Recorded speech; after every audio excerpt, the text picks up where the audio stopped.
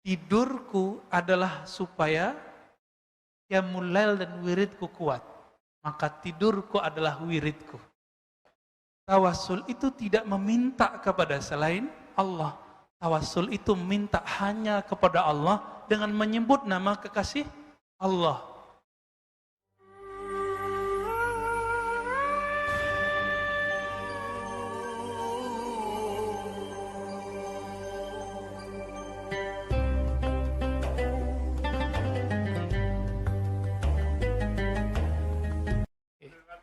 Saya batasi, kita ngomong hikam aja. Ya. Hasan Hussein pun beda Pak masalah politik.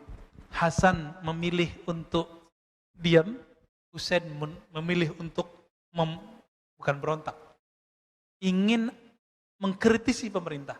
Jadi dua sahabat Nabi, cucu Nabi sudah beda manhaj politik. Untuk zaman ini saya pilih manhaj Hasan dulu. Nanti dikit lagi kita pakai manhaj Hussein. Ya, tafadhal. Assalamualaikum warahmatullahi wabarakatuh. Assalamualaikum. Mengenai tawasul, banyak orang yang tawasul itu tidak langsung kepada Rasulullah. Ya, dengan wali Songo lah, wali ini, wali itu. Mengapa enggak? Ya, mengapa enggak langsung ke Rasulullah? Oke. Ya. Ya, ada yang Abdul Qadir Jailani, Siti Senjenar. Apa enggak langsung ke Rasulullah? Ya, satu. Yang kedua, tadi kita dianjurkan wiridan. Wiridan itu bahasa apa sih sebenarnya? Ya. Setahu saya kalau bahasa Inggris ini wirid kita membaca. Wirid. Ya, membaca-baca gitu ya kan. Ya. Makanya ada dulu sekelompok orang-orang Muhammadiyah wiridan. Baca sendiri, ngapain kalian rame-rame ke masjid wiridan? Kira-kira begitu. Demikian, Assalamualaikum warahmatullahi wabarakatuh. Assalamualaikum. Pak Mirwan ini Muhammadiyah 99%. 1%-nya NU Pak. Kenapa tawasul itu enggak ke Nabi? Nah, terima tawasul ke Nabi itu sudah ada dayah di dalam dirinya itu ya. Orang Aceh kan dayah Pak ya. NU ada nggak di Aceh? Ada ya. Dayah sama NU itu hampir-hampir mirip lah. Satu ulama yang hanya membolehkan tawasul dengan Nabi itu namanya Izzuddin bin Abdissalam. Murid Abul Hasan Syadzili. Abul Hasan Syadzili ini wali juga. Ya, ketika Syekh Abdul Qadir Jilani sudah wafat, beliaulah pimpinan walinya. Nah, salah satu muridnya yang ahli fikih, ahli hadis namanya Izzuddin bin Abdissalam. Apa kata beliau? Tawasul cukup sama Nabi. Selain Nabi gak usah. Tapi satu kali Abul Hasan Syadzili yang setiap tahun pergi haji dan ziarah kepada Nabi, beliau kemudian secara rohani bertemu Rasulullah, baik di mimpi atau di luar kita nggak tahu. Lalu pulang-pulang Abul Hasan Syadzili bawa kabar. Masuk ke majelis Izzuddin. Izzuddin lagi duduk Pak, lagi mensyarah. Ketika diminta Izzuddin untuk Abul Hasan Syadzili untuk menjelaskan kalam-kalamnya, sebelumnya dia buka dengan penjelasan, wahai Izzuddin, aku bertemu secara rohani dengan Rasulullah dan Rasulullah mengucapkan salam kepadamu. Merinding pada langsung. Nah, semenjak saat itu dia pun mulai berubah. Berarti tawasul bisa juga dengan orang yang mengenal Rasulullah, pewaris ilmu Rasulullah. Yang kedua, Syekh Ibnu Taimiyah, Imam Salafi. Beliau membolehkan tawasul dengan Nabi. Tapi bedanya apa dengan Izzuddin? Izzuddin mengatakan bertawasul dengan Nabi, baik dengan cinta atau dengan zatnya Nabi. Bertawasul dengan diri Nabi, itu boleh menurut Imam Izzuddin. Tapi Imam Ibnu Taimiyah dengan hadis yang sama, mengatakan tidak boleh dengan diri Nabi.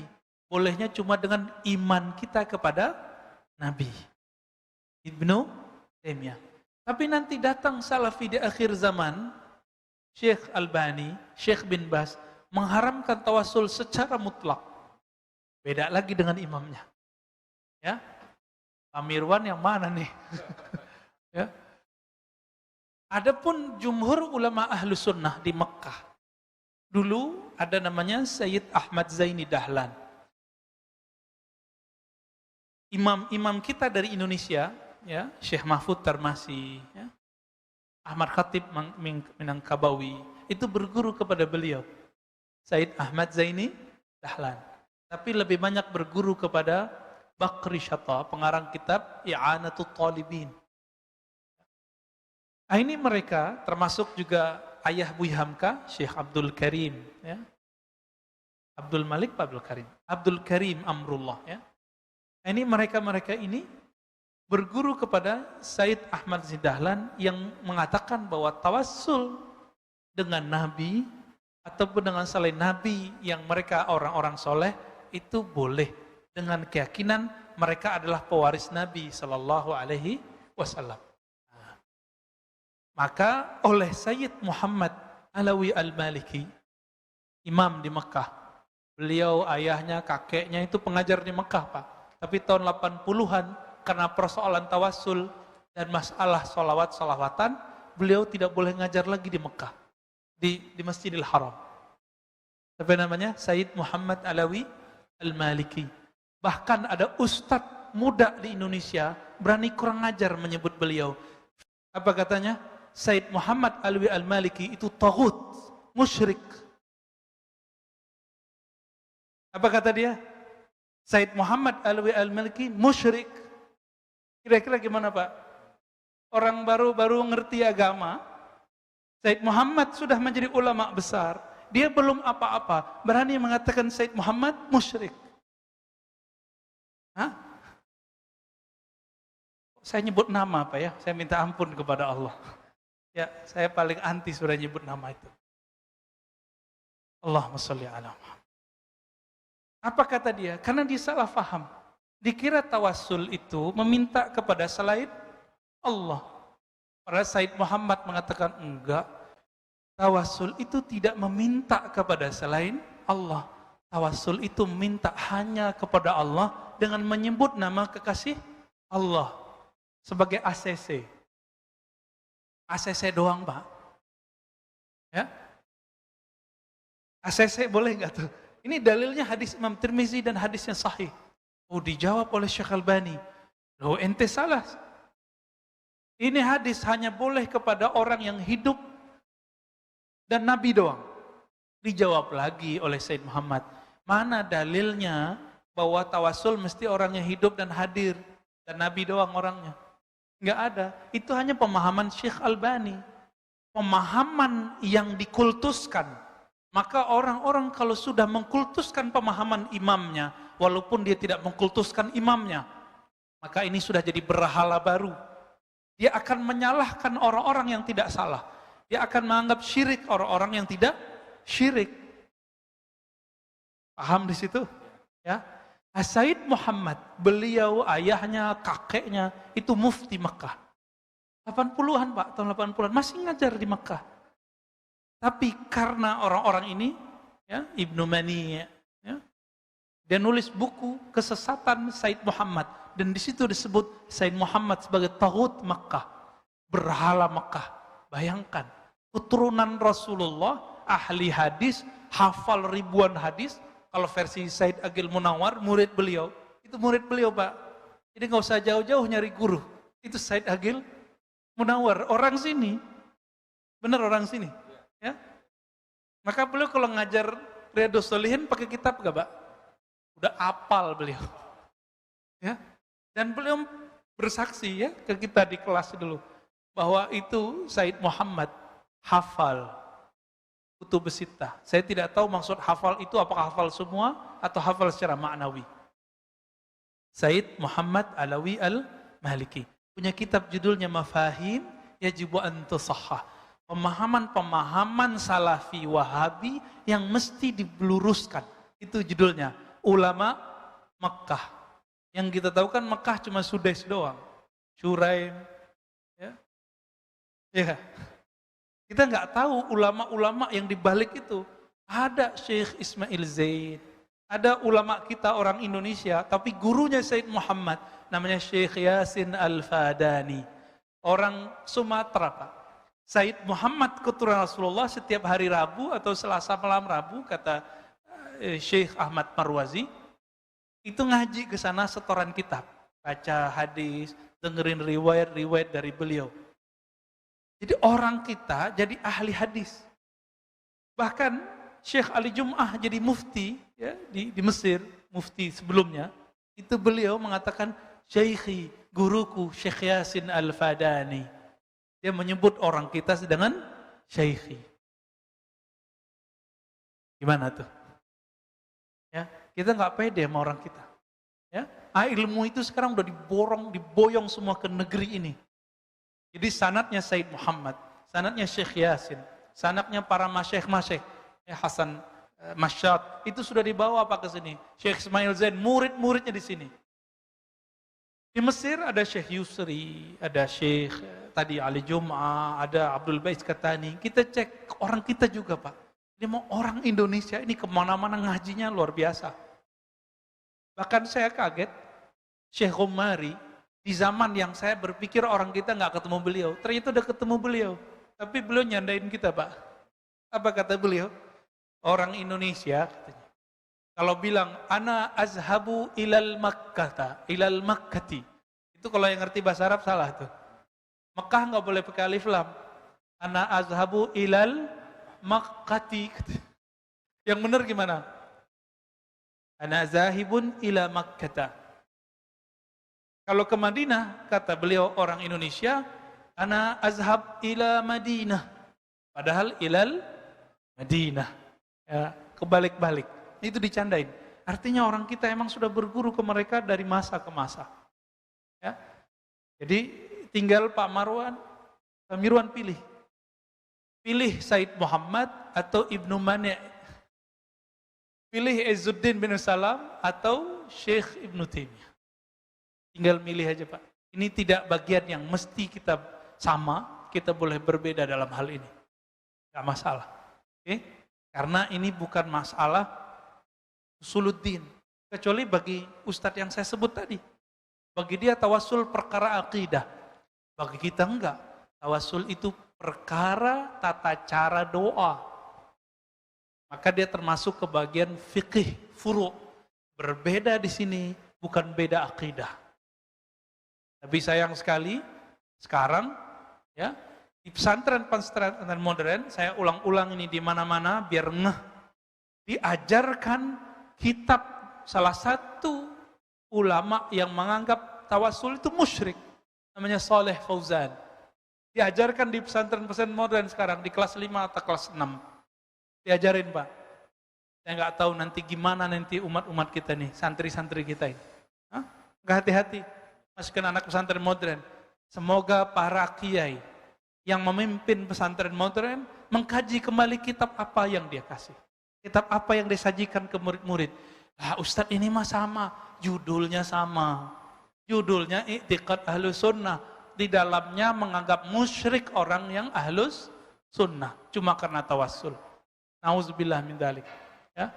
Apa kata Syekh Saleh Fauzan? Asy'ariyah dhallah. Orang-orang Asy'ariyah, penganut ajaran sifat 20, itu sesat. Sesat katanya. Ketika Syekh Ali Muhammad As-Salabi, ya, orang Libya, beliau nulis tentang Asy'ariyah dan ditanya mengenai Asy'ariyah, Ahlus Sunnah atau bukan? Apa kata beliau? Sejauh yang saya baca ya Ahlus Sunnah. Ini langsung dibantah oleh Syekh Saleh Fauzan. Apa kata dia? Bukan.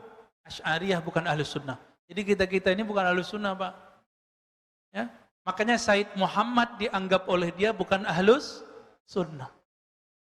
Berabad-abad ulama di Mekah itu mereka Asy'ariyah, Ahlus Sunnah, tapi tidak dianggap Ahlus Sunnah. Maka sudah benar ini pengurus membatasi gerak dakwah yang ekstrim tersebut di masjid ini. Sudah benar. Ya, saya mendukung sepenuh hati dan kita doakan semoga kita istiqomah dan persatuan kita dijaga oleh Allah Subhanahu wa taala. Yang kedua tadi apa, Pak? Wiridan. Oke. Ini bukan bahasa Inggris, Pak. Bukan wirid, ya. Ini al-wird. Wirdun. Warada yaridu. Asal katanya sama dengan itu. Apa arti wird? Wirid itu zikir yang sudah dilanggengkan. Sholatkah, puasakah, sedekahkah, silaturahmi itu jadi wirid semua. Bahkan tidur yang digunakan untuk bisa tahajud itu wirid. Mau nggak tidurnya jadi wirid? Maka mulai malam nanti atau siang nanti kalau tidur siang, niatkan supaya kuat bertahajud.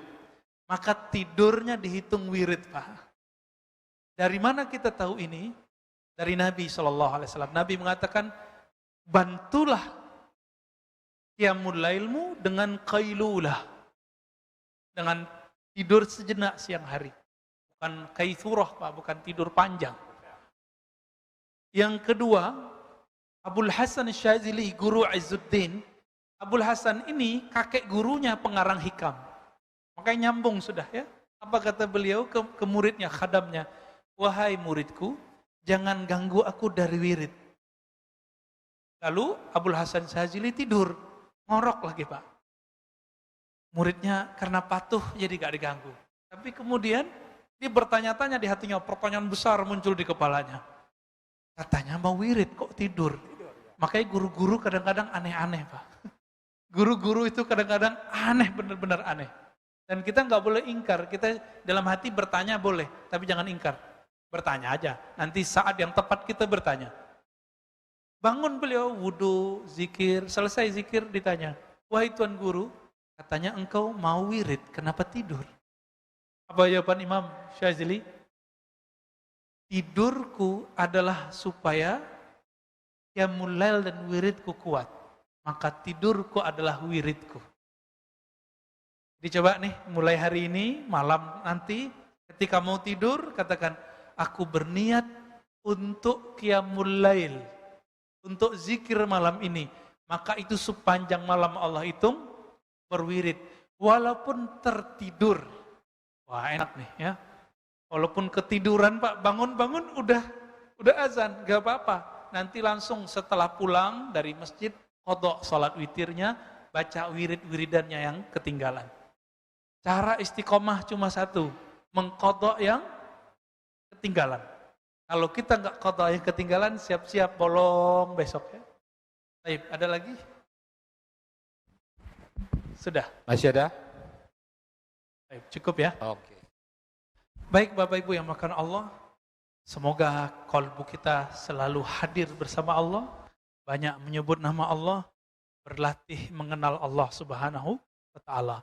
Mari kita berdoa dengan dua kalimat, Allahumma ya Rahman ya Rahim, wahai yang maha pengasih, wahai yang maha penyayang, ya Ra'uf, ya Ra'uf, ya Rahim. Allahumma rzuqna hubbak, ya Allah berikan kami cintamu, waj'alna mimman ahbabtahu, jadikan kami orang yang engkau cintai. Warzuqnal amal alladhi yuballighuna ila hubbik. Ya Allah, berikan kami keistiqomahan satu amalan yang membuat kami sampai kepada cintamu, yang membuat engkau jatuh cinta kepadamu, sehingga pendengaran kami adalah pendengaranmu, sehingga pandangan kami adalah pandanganmu, gerak kami semuanya dengan ridhamu. Allahumma jma'na ma'a nabiyikal Mustafa Muhammad sallallahu alaihi wasallam. Ya Allah, kumpulkan kami dengan nabimu, Nabi Muhammad sallallahu alaihi wasallam, di jannatil firdausil a'la, di surga firdausmu yang sangat mulia. Rabbana atina fid dunya hasanah wa fil akhirati hasanah wa qina adzabannar. Walhamdulillahirabbil alamin. Terima kasih. Assalamualaikum warahmatullahi wabarakatuh.